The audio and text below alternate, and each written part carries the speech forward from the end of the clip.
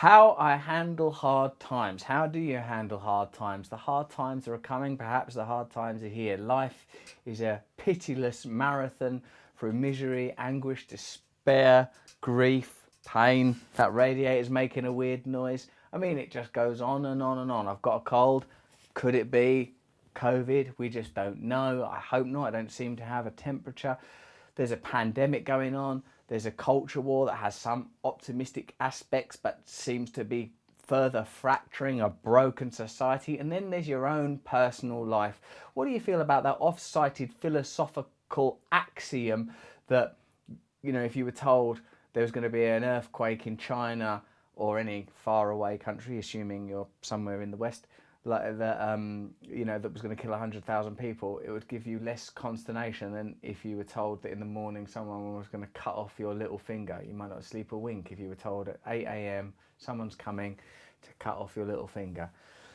Meaning, I suppose, that we're bloody selfish when it comes to the crunch. Now, I think that a lot of political division is predicated on whether you're optimistic about human nature or pessimistic about human nature. I, generally speaking, please God, am optimistic about human nature. Human beings, if you dig deep enough, are beautiful. If you look beyond their trauma, their pain, their bad actions, mistakes that we've all made, that beneath it we are well-intentioned and well-meaning.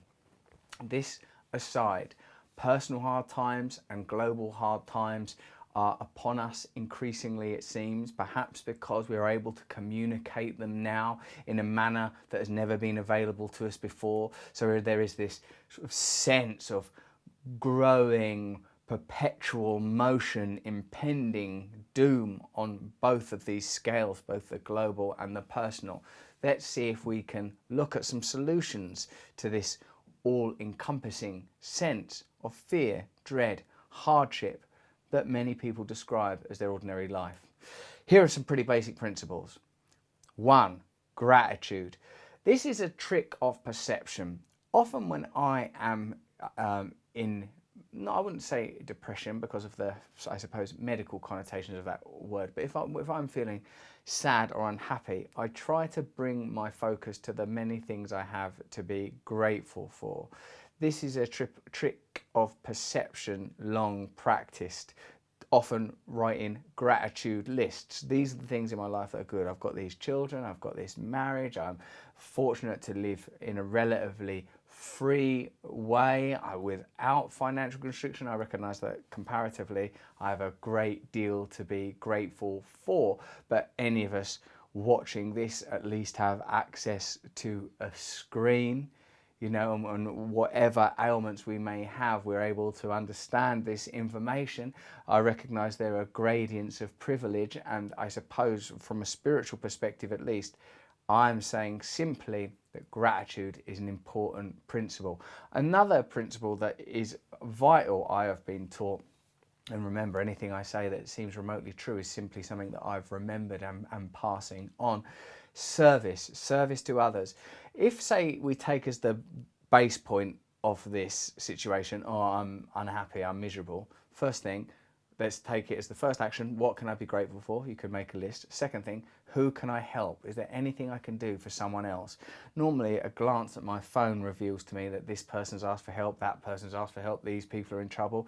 Or if I sit in silent reflection and meditation, which can be hard when you're experiencing that paralysis of anxiety. Man, I hate that. When you're a little bit frightened about something and your mind won't rest, when your belly's alive, when your heart feels hollow with uneasy breath, man, that's tough, that time to meditate. That's when you might need to turn to the support of an experienced spiritual person, or if you don't have access to that, I would perhaps do a meditation on Insight Timer or on a comparable app, or check out my man Mooji on YouTube doing deep meditations, because what the people, for example, in the TM community believe, and I've been taught by some great people there, is that the surface of the mind is about disturbance, anxiety and fear, but that within us, in our deepest, truest nature, there is peace, if you can drop beneath the wants and the fears. Do you sometimes find comfort in even the materialist and rational idea that we are living in limitless space, that in this vastness in a vastness that defies context of either time or space as we understand it, that at least our problems are limited, at least our problems are finite, truly they will pass. Are you able to deploy that oft-used 12-step technique of keeping the problem in the day? Living your life one day at a time, not projecting into potential outcomes, not fearing that you're going to lose what you have or that you won't get what you want, at least to live in the reality of the moment. As you know, I have the privilege of consultation with I believe him to be a great man, a great soul, Eckhart Tolle. He said once to me, you cannot be happy in the conceptual mind. If you're living in the conceptual mind, the mind of comparison, projection, recollection, you will never be happy. You can only be happy if you are willing to truly experience the aliveness of the exact moment you're in. Go into the liveness of the exact moment you're in. For me, that means being in this studio with Jenny, who's doing the production as best she can, which I'll be grateful for. Sure, Jenny's not great, but I'll be grateful that she's even here at all at a safe 2-metre distance. Is that sufficient 2-metre distance? I'm pretty sure it's a common cold, but who even wants that? Who even wants a common cold? I probably, no, I don't, well, I mean, if you're choosing where do you want a common one? Do you want a contemporary one? Who's to say?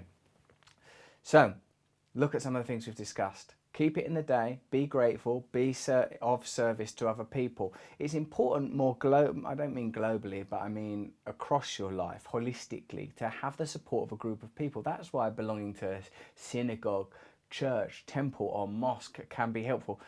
You know, even if you don't want to get involved in the metaphysical ideas about God, creation, or the dogma attached to some of those theological ideals, being a member of a community can be a valuable thing. It doesn't have to be a religious one. It could be some people that you're down with at your local bar, that could be built around a particular sexual persuasion, or it could be a community built around a sport or activity. But in this time of isolation, there's definitely been an exacerbation of that fear, anxiety, and the creaking. Like, I've been having difficult conversations with people, like an uneasiness of interaction, because I'm kind of out of practice and I slide easy into hermitude anyway.